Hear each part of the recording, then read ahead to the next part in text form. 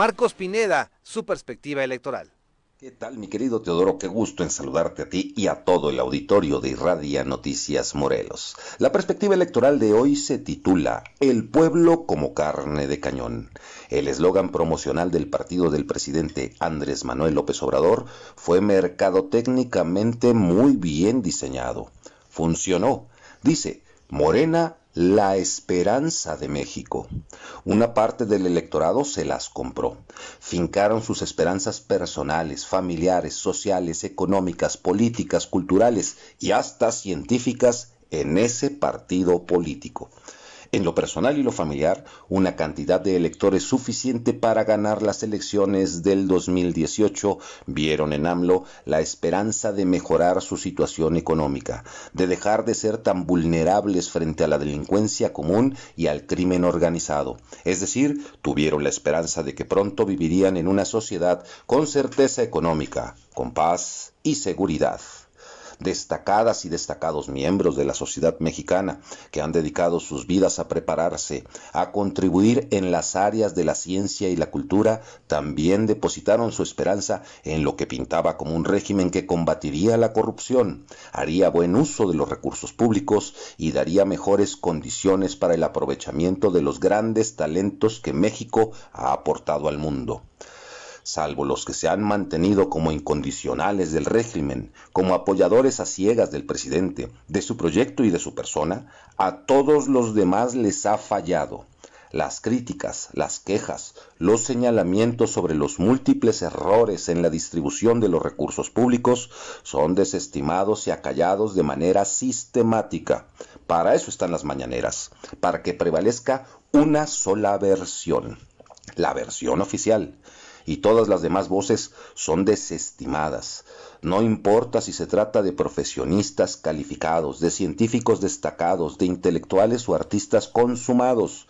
Si no concuerdan con López Obrador, de inmediato son fustigados como conservadores y fifís, estigmatizados como beneficiarios del antiguo régimen de corrupción y privilegios. El presidente siembra odio en su contra por las mañanas y del resto se encargan sus huestes en las redes sociales. 30 millones de electores siguieron a Morena y a su Mesías en la aventura de creer que eran diferentes, que no eran iguales a los políticos de siempre. Y en realidad, sí, resultó que no eran iguales, sino eran peores. Desde la presidencia de la República, en el púlpito mañanero de adoctrinamiento en las redes sociales, se constata día con día la defensa a ultranza de la polarización, de la división de México. Se vuelven realidad de nuevo las palabras del filósofo liberal Juan Jacobo Rousseau cuando afirmaba que no hay peor tiranía que aquella que se disfraza de libertad. Cuando vamos revisando con seriedad y profundidad la composición de Morena, vemos que tiene 3 componentes principales. Una cúpula dirigida y dominada por su jefe máximo, el presidente de la República, todopoderoso y poseedor de verdades absolutas tomadas como dogmas por todos los demás. Un cuerpo de políticos de siempre, a los que poco les interesa el pueblo y sus necesidades, van por lo suyo, así lo han hecho desde que estaban en el PRI y en el PRD. Y un pueblo al que endulzan el oído diciéndoles bueno y sabio, que no termina de darse cuenta que están siendo utilizados como clientela electoral, como carne de cañón, como pretexto para impulsar un proyecto político centralista, unipersonal y autoritario. Morena está haciendo lo mismo que hacía el PRI.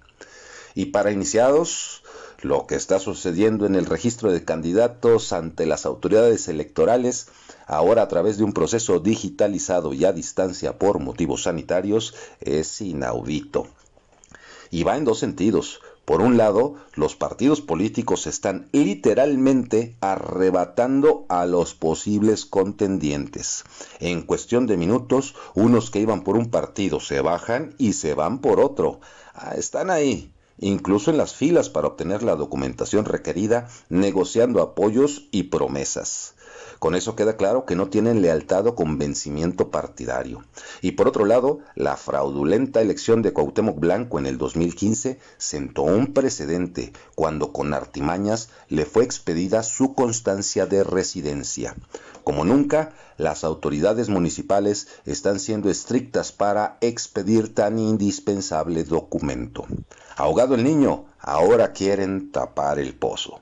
Que tengan todas y todos un excelente fin de semana, mi querido Teodoro, y no se olviden que la información es poder.